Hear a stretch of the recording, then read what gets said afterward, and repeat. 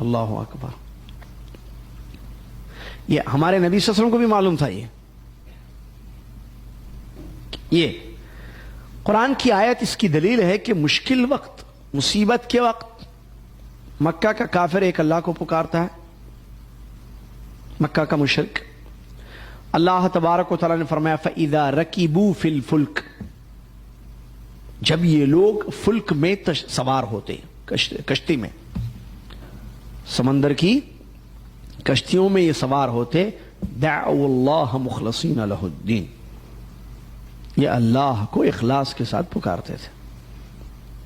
فلما نجاہم الی البر، تو جب اللہ نے بر کی طرف نجات دی، خشکی پر پہنچا دیا، اذا ہم یشرکون، یہ اللہ کے ساتھ شرک کرتے تھے. عجیب کیا ہے یہ آیت ہے، یہ قرآن کی یہ ترجمہ ہے. مطلب کیا ہے؟ کشتیوں پر جب سوار ہوتے، کشتی کہاں؟ پانی پر چلتی ہے، تو وہاں کوئی مصیبت ہوتی، پریشانی آتی، جیسے کشتی کا ڈوبنا، ٹھیک ہے، یا موجوں کا آنا وغیرہ، جان کا خطرہ، موت کو آنکھوں سے دیکھتے پریشان ہو جاتے، مصیبت دیکھتے، دعوا اللہ مخلصین لہ الدین، اخلاص کے ساتھ اللہ کو پکارتے تھے. اخلاص کے ساتھ کہہ رہا ہے اللہ، آیت ہے یہ، دعوا اللہ، اللہ کو پکارتے مخلصین، ایک اخلاص کے ساتھ. مطلب اس کا یہ ہے کہ اللہ تو ہی بچا سکتا ہے اور کوئی نہیں بچا سکتا، ایسا پکارتے تھے. وہاں ان کے معبودان باطل ان کو یاد نہیں آتے. کن کو؟ مشرکین مکہ کو. اللہ اکبر. معبودان باطل یاد نہیں آتے، صرف ایک اللہ یاد آتا، کیونکہ ان کو معلوم تھا کہ ہمیں بچانے والا ایک اللہ ہے. ان کو معلوم تھا، ان کا ایمان تھا کہ نجات صرف اللہ کے ہاتھ میں ہے. پکارتے تھے اسی لیے پکارتے تھے وہ لوگ. کس کو؟ اللہ کو. پھر جب اللہ ان کی دعا سن کر ان کو نجات دیتا، بر خشکی پر پہنچا دیتا، اذا ہم یشرکون، اللہ کے ساتھ شرک کرتے تھے. اسی آیت اور دیگر آیتوں کی روشنی میں اہل علم نے اس بات کو بیان فرمایا ہے، جنہوں نے توحید پر کتابیں لکھی ہیں. مشرکین کا شرک شدت اور تکلیف کے وقت نہیں تھا، خوشحالی میں وہ اللہ کے ساتھ شرک کرتے تھے. یہ اہم پوائنٹ ہے. کشف الشبہات میں اور کتاب التوحید وغیرہ کی جو بھی توحید کی کتابیں اس میں لکھا گیا ہے، ان کا شرک مصیبت کے وقت نہیں تھا.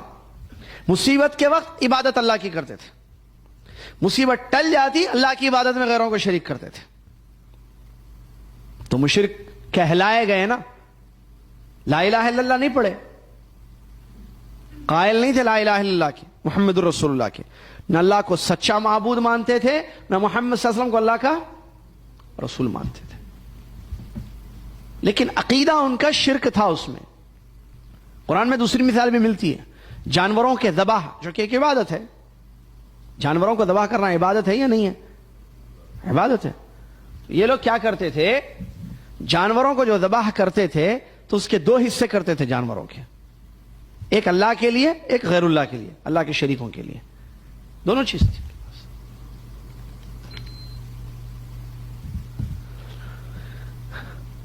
قالوا هذا لله بزعمهم وهذا لشركائنا. قرآن کی آیت کہتے تھے کہ یہ اللہ کے لیے ہے، ان کے گمان، اور یہ اللہ کے شریکوں کے لیے ہے. حج بھی کرتے تھے، عمرہ بھی کرتے تھے، لبیک بھی پڑھتے تھے. ان کا لبیک آیا ہے سیرت میں، تاریخ کی کتابوں میں، لبیک اللہم لبیک لبیک لا شریک لک الا شریک تملکہ وما ملک. یہ ان کا لبیک تھا. بھائی کس کا؟ جن مشرکین کو نفرت تھی ہمارے نبی صلی اللہ علیہ وسلم کی دعوت سے توحید، ان کی بات ہو رہی. کیونکہ یہ پوائنٹ سمجھنا ضروری ہے، کیونکہ ابھی ہم جو پڑھ رہے ہیں کہ مسلمانوں کو ان لوگوں نے جو تکلیف دی، اذیتیں پہنچائیں، جس کے ایک دو واقعات ابھی ہم بتائیں گے آپ کو، کچھ واقعات. تو کیوں؟ کیونکہ وہ توحید پر آ گئے، انہوں نے پیارے نبی صلی اللہ علیہ وسلم کی دعوت توحید کو قبول کر لیا. تو دعوت توحید کیا تھی جس سے چڑ تھی ان کو؟ اور یہ نہیں چاہتے تھے کہ مکہ میں توحید کی دعوت پھیلے، بلکہ اپنے مشرکانہ عقیدے پر باقی رہنا چاہتے تھے. اور لوگوں کو پیارے نبی صلی اللہ علیہ وسلم کی دعوت توحید سے روکتے تھے. تو اس کی حقیقتیں جاننا ضروری ہے کہ یہ مشرک ویسے نہیں تھے جیسے بعض لوگ سمجھتے ہیں کہ یہ نہ اللہ کو مانتے تھے, اللہ کو نہیں مانتے تھے, ایسی بات ہے. اللہ کو مانتے تھے, رب مانتے تھے, خالق مانتے تھے, سچا معبود نہیں مانتے تھے. عبادت بھی کرتے تھے اللہ کی, لیکن شرکیہ طریقے پر.